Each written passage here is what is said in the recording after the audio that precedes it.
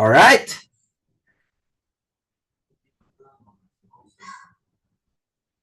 Glow morning, glow afternoon, glow evening, everyone. Glow day. And thank you for your time and your effort sa pakikinig ngayong araw na to. At tonight, I'm going to share with you something na makakatulong po sa inyo sa ating negosyo, which is the Infinite Vida. Let me first share my screen. Yan. So right now, our topic for tonight is about leadership training. So hindi lang system ang nagpapalago ng negosyo natin, kundi kasama dyan yung right attitude ang nagpapalago ng team. So this is just a short training for tonight. Alam naman natin every Monday, meron tayong training to align ourselves. And syempre, this is the first training for the month. And hindi lang tayo mag-uusap about sa system. Pag-uusapan din natin ang mas importante sa system, which is the attitude. Because you can have skills, but if mali ang attitude, mahihirapan kang mag-grow ng team. So tonight, our topic is to serve to multiply, or the Good Samaritan, no? So samahan rin natin siya ng ating Vital 5 system. So let's move on. Are you ready? Please type 1 if you're ready to listen. And if you can hear me loud and clear. Yeah. Right. So, the Good Samaritan story, no? Ang ating pinagkunan nito is sa Luke chapter 10, 25 to 37, wherein Jesus shared a story about a man na ninakawan at sinaktan. Maraming dumaan, no? Pero hindi tumulong. Unti-unti, until one time, there's one person na stop, help, and took care of him. Hindi siya required, pero pinili niyang tumulong. And that's leadership. Okay? So, the deeper the meaning of the story, leadership is not position. Hindi yan porke nauna ka, leader ka. Hindi porke nahuli ka, hindi ka na pwede mag-leader. Hindi porke hindi ka magaling magsalita, hindi ka na leader. Hindi porke magaling ka magsalita, leader ka na. Hindi porke matanda ka, leader ka na. Hindi porke bata ka, hindi ka pwede mag-leader. Leadership is about responsibility. Okay? So it's not about the position. Maybe you are anointed by God na nilagyan ka ng titulo, nilagyan ka ng posisyon, pero leadership is not about position, it's about responsibility. Even when hindi mo downline, no, you can be a leader kahit hindi mo siya downline, crossline mo, ibang team, hindi mo trabaho, 'di ba? You seen me, hindi ko trabaho mag-tape, hindi ko trabaho mag-box, hindi ko magtrabaho mag-drive, hindi ko trabaho magsundo sa downline, 'di ba? So, walang kapalit, hindi ka naghahanap ng kapalit. You choose to help. That is the real lesson dito sa ating pinag-uusapan, no? Yung tinatawag nating 100% ownership. Okay? So, sa MLM reality, in our business, some ignore, some judge, few help. Diba? Kaya nga, until now, nandito pa rin ako sa ganitong negosyo because it's my calling na tumulong, hindi lang mapaganda yung balat ng tao, kundi mag-serve doon sa mga gustong magnegosyo or matuto magnegosyo with our system, with our business. Sa Infinite Vida, may mga tao na busy sa sarili, walang pakialam sa team, nangiiwan, but strong leaders are helpers. No? At sila yung mga nagtatagal. Yung mga marunong mag-serve, yung mga marunong tumulong, yung mga marunong mag-contribute. 'Di ba? So, attitude to upline. 'Di ba? Meron tayong attitude sa upline natin. Remember, ang upline natin is ang responsibility nila is just to introduce the business to you. All others, hindi na nila yung responsibility. Hindi nila trabaho magpa-ship sa'yo, hindi nila trabaho mag-training para sa'yo, Hindi nila trabaho bumili para sa'yo. Hindi nila trabaho mag-coaching para sa'yo. Kasi ang trabaho lang talaga ng upline is introduce sa yung business. Kasi ito na yung negosyo mo eh. Ikaw ang dapat ang magpapatakbo nito. But, may mga uplines tayo na ready mag-serve for you. At hindi mo sila sinisweldohan. So, yung attitude dapat natin is we respect, we honor, we are grateful, and dapat teachable po kayo. Your upline is your guide. Di ba? Right attitude is makinig, matuto, magpasalamat. Tandaan mo, walang perfect na upline. Hindi pa sinisilang ang perfectong upline. At dahil doon, wala rin po perfectong tao. Diyos lang ang perfecto. So, kahit hindi perfect ang upline mo, may mga pagkakulang niya, may mga pagkakamali, may matututunan ka pa rin. Wrong attitude. Ano yung wrong attitude sa upline? Nagre-reklamo ka, nagko-compare ka, nag-iigo ka. Remember, teachability creates growth. Diba? Parati natin yan sinasabi. Be humble enough to learn. Diba? Kahit sino pang leader ang tignan mo, wala pong perfect na leader. Pero maniwala ka sa akin, meron at meron kang matututunan sa uplines mo. And guess what? Hindi mo rin naman sila yung pinapasweldohan, di ba? Swerte na nga kung pinakape mo yung upline mo eh. Swerte na nga kung pinakain mo at nilibre mo yung upline mo. Pero guess what? Kumita ka o hindi, kasama mo yung upline mo hanggang sa dulo. Di ba? And syempre, ito naman yung attitude natin sa ating mga downline. When you have a downline, if you have a member, di ba? Ang attitude dapat natin sa kanila is we need to support them. Habaan din natin yung pasensya natin at mag-care tayo sa kanila. Kung may downline ka, ikaw na ang Samaritan. Hindi rin sila perfect, hindi sila mabilis. Di ba? May mga downlines tayo, mainipin. May mga downlines tayo, mainitin ang ulo. May mga downlines tayo, high blood, low blood, mataas ang blood sugar, may maintenance. So, medyo mahabaan na rin natin yung ano natin. Ganun talaga eh. We're dealing with people. Diba? Hindi sila perfect, hindi sila mabilis, but our role as upline, we support them, we guide them, we encourage them. Hindi lang sila number. Future leaders din sila. Okay? So, syempre, we just need to draw a line, maggawa po tayo ng boundary, di ba? Minsan kasi, ito, based on my experience rin, no, as upline, minsan kasi, porke bumili ng pearl package o ruby or sapphire or diamond, yung downline, feeling ng ibang downline, nabili na nila yung buong kaluluwa mo at pagkatao mo. So, kailangan din natin sila i-orient na, ma'am, pantay po tayo dito, mag-business partner po tayo. Wala pong mataas, walang mababa. I'm here to guide you, to support you. So, we need to draw o magkaroon po tayo ng tinatawag na kumbaga, mutual respect ba sa bawat isa. Di ba? So, yan po yun. So, yan po yung attitude natin sa downline sa upline. Siyempre, kailangan, once na ginawa po natin yung vital 5 natin, plus heart, o lagyan natin ng puso. Hindi naman kailangan parating high blood, hindi naman parating galit. Alam ko mainit ang panahon, 'di ba? Maraming nangyayari sa mundo natin, 'di ba? Taas ang bilihin, taas ang gasolina, 'di ba? Pero kailangan every time na ginagawa po natin yung negosyo natin, may puso eh. Kasi yan po yung magpapatagal po sa atin eh, yung puso, yung pasensya, yung hinahon, 'di ba? So voice, 'di ba? Yung V, speak to guide, 'di ba? Yung inventory, move to help them, 'di ba? Kahapon nga magkausap kami ni Danny. Binanding ako ni Sir Dom. Pinawine niya ako white wine sa si Ma'am Beth. So, syempre, andun yung kinakamusta natin yung inventory ng mga distributors natin. Kung nakikita natin sila na nahihirapan sila magpagalaw ng product, pwede natin silang alalayan, suportahan, bigyan ng guidance. Yung bibigyan natin ng guidance, yun yung mga gusto rin magpa-guide, o, di ba?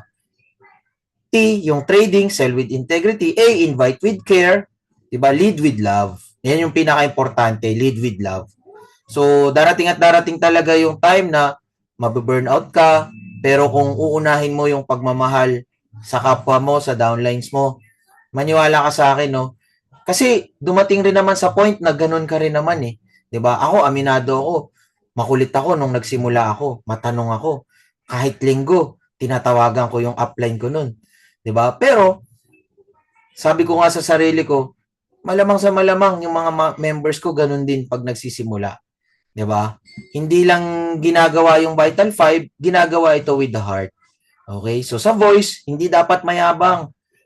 Kundi dapat nagtuturo tayo, habaan natin yung pasensya natin. Kahit pag may mga kausap tayo na pilosopo, na pag nagpe-present tayo, binabara tayo, lead with heart. Ikaw pa rin ang panalo dyan kasi at the end of the day, at the end of the presentation, you will be seen as a professional kapag hindi natin pinatulan yung mga pilosopo ng mga kliyente o yung mga prospect natin na pinipilosopo po tayo. 'Di ba? Or sa training, mga ganyan. May mga members tayo na umiinit ang ulo. So, lead with heart pa rin. Habaan natin, 'di ba? So, inventory.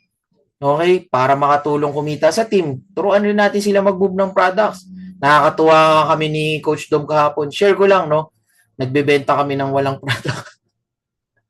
Kasi nga, yung dinemo namin, sold out. Pero ganun talaga eh. Maganda yung product eh. Uso naman yung pre-selling sa condominium, sa mga house and lot, 'di ba? Sa mga gadgets, sa iPhone 19, iPhone 17, hindi pa nga lumalabas sa tindahan, binibenta na eh. Pero syempre, kung ikaw mismo bilib ka sa produkto na makakatulong to sa kapwa mo, sa tao mo, sa distributors mo, sa mga existing buyers mo, 'di ba? Gusto mo silang magkaroon ng chance na maramdaman at makakuha ng product na meron tayo. 'Di ba? So, acquisition, no? Pag nagre-refer tayo or nag-i-invite tayo, nagpo-prospect tayo, inviting to help. Turuan rin natin sila sa mga script, no? Paano ka ba nakakuha ng downline? Recently lang, I think kasama ko rin nung Sabado si Coach Dom. Narinig niya ako na nag-coaching ako sa ibang team. 'Di ba? Kasi medyo nahihirapan sila mang prospect eh. Naliligaw sila. 'Di ba? Sabi sa kanila nung isa nilang upline, dapat marunong silang kilatisin kung sino man yung pinepresentahan nila. Hindi lang sila present ng present, dapat hanapin nila yung target market nila. So binigyan ko sila ng advice na sabi ko, I'm sure nakakabenta na kayo, I'm sure nakakapag-recruit na kayo, I'm sure nakakapagpa-member na kayo. Balikan nyo lang naman yung mga taong napamember nyo, tapos tignan nyo ano yung gender nila, ano yung edad nila, ano yung trabaho nila, saan area sila. Paano nyo sila naku-close deal? At maniwala ka sa akin, may mga kakilala ka pa na kagaya nila. Yun at yun lang rin naman rin yung i-invite mo. Yun ang target market mo. No need to experiment. On the side, pwede ka mag-experiment ng ibang target market, pero saan ka magaling? Sino yung mga taong napapamember mo? Sino yung mga taong na yun? Balikan mo yung mga yun. Dahil kilala mo yan. Okay? Yung magaan kausap, madaling kumbinsihin. Hindi mo na kailangan i-hard selling kasi nga, kabisado mo na kung paano kausapin yan. So, leadership, building people with heart, with love. Diba? So, yung sistema natin, lagyan natin ng puso, that's the real growth. Diba? Diyan papasok yung multiplication. Pagka yung attitude natin, maayos, magaan tayo kausap, magaan tayo kasama, ripple effect mangyayari sa teamwork. Okay? Magkakaroon tayo ng duplication. Any challenges na may encounter natin sa field is just another challenge lang, no? At alam natin na team tayo, haharapin to. 'Di ba? Ang important truth, mas mabilis ma-duplicate ang attitude kaysa sa skills. Kasi kung masayahin ka, 'di ba? Masarap ka kausap, 'di ba? May napupulot na aral sa iyo yung mga members mo, yung team mo. Madali na 'yun yung skills. Kung negative ka, magiging negative rin yung team. Negative yung lumalabas sa bibig mo, 'di ba? Puro reklamo, ang init naman, wala namang product, 'di ba? Actually, masyado ka lang nakafocus sa negative, pero kung titignan mo, ang daming product. Dati naman kumikita ka nang walang olamor, 'di ba? Bakit ngayon hindi mo magawa? Kasi nga nakatingin ka dun sa wala. Tanda mo, being grateful is also counting your blessing. Bilangin mo kung ano yung meron ka at kung ano yung meron ka, yun yung palaguin natin. Darating at darating rin naman yan. Huwag ka lang mainip. Di ba? Kung supportive ka, magiging supportive rin yung team. What you are multiplies. Yan nga yung kasabihan, di ba? You cannot give what you do not have. So palaguin mo kung ano yung meron ka at yun ang magmumultiply. So, ang action plan natin for today's week, number 1, do your Vital 5 every day. Hindi naman kailangan gawin mo yung 5 na yan. Kunwari, ngayon, nag-present ka ngayon. Bukas, nagbenta ka ng product. Diba? Pero, pilitin mo sa sarili mo. Kasi ikaw lang rin makakaalam yan. Yung iba sa atin, hindi naman nagpo-post sa GC ng kanila activity. Ako, ang accountability ko, pinapakita ko sa inyo na ginagawa ko araw-araw yung negosyo. Pero kayo, accountability rin sana. Diba? Nag-voice ka ba ngayon? Nag-inventory sales ka ba ngayon? Nag-trading ka ba? Nag-package ka ba? Nag-acquisition ka ba? Nag-recruit ka ba today? Or, nag-leadership duplication, nagturo ka ba? Nag-training ka ba today? So, do your Vital 5. Ito, number 1, no? Help a teammate. Maybe hindi mo downline yan, ibang line yan, pero Valorant team, minotivate mo, piniem mo, di ba? Partner, fight lang. Partner, tignan mo, may benta ako, kaya mo rin to kung nagawa ko. Ano ba naman yung mag-encourage ka, matumulong ka sa isang mong teammate?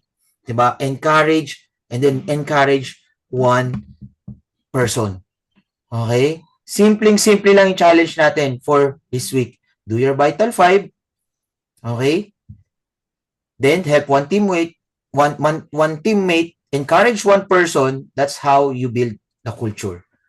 So ito, to end, let's finish with the declaration, no? So ang declaration natin, sabay-sabaw po tayo. Pwede po kayo mag-unmute. Okay? Sabayan nyo lang po, nakasulat naman yung sasabihin natin. Yan, pwede kayo mag-unmute, sabay-sabaw. Okay? Are you ready, guys? Ang magde-declare ngayong araw na to, magkaroon ng maraming pay-in this week. Claim it. Okay. So, declaration. I will lead with heart. I will lead with heart. I will respect my upline. I will respect my upline. I will support my downline. I will support my downline. I will grow with integrity. Yan. I will grow with integrity. Alright. Alam nyo guys, madaling mag-recruit. Okay? Sobrang dali. Ang ganda kasi ng product natin. Na-experience nyo yan. Alam ko yan. Na-experience nyo. Gawin mo lang. Mamahid ka lang. Kahit sino nga, ipahiram mo lang eh. Di ba? Madali mag-recruit. Pero mahirap mag-build ng tao. Kasi it takes heart. It takes effort. It takes time. Di ba? Alam ng mga tiga Batangas yan. Halos 1 year ako nagpapabalik-balik sa Batangas. 'Di ba? Sir Liway, andiyan Sir Liway oh. So, 'di ba? Puyat, pagod, the drive, 'di ba? Thank God na lang hindi ako nakakatulog pag nagda-drive ako pauwi. Mahirap mag-build ng tao pero worth it mag-build ng tao pagka natulungan mo yung tao kumita, nakita niya yung potential ng negosyo. Okay? Napakita mo siya, 6 digits, 'di ba? Masaya na yan. Kasi mayroon palang ganito, may pera pala sa beauty products. Fight lang. Ganun pala magpa-paid. So, nakikita nila yung mga kliyente nila, natutuwa pag pinapahiran, bumabata, di ba? So, sa Infinite Vida, hindi lang tayo nagtatayo ng income o nag-earn or, di ba, nagtatayo tayo ng mga leaders. This year, this 2026, this May 2026, okay, yan po yung kailangan po nating i-keep in mind. Sino kaya sa mga distributors ko, yung pwede kong i-build as a leader. Hindi yan magiging madali kasi nga, hahanapin mo pa yan eh. Magpapamember ka ng marami, tapos mamimili ka lang. Hindi naman lahat magiging leader eh. Hindi naman lahat sasabay sa'yo eh. Pero meron. Collect, and then select. Sino yung gusto mong i-build na leader. Alright? With that, maraming salamat po sa inyo. Thank you for joining us. Hanggang doon na lang po. Kita-kits po tayo sa next nating training. Wednesday po, next training natin. Zoom ulit. At let's stop this record. Always remember to put your hustle on and keep it strong. To God be the glory, guys. Picture po tayo bago tayo mag-end. Thank you.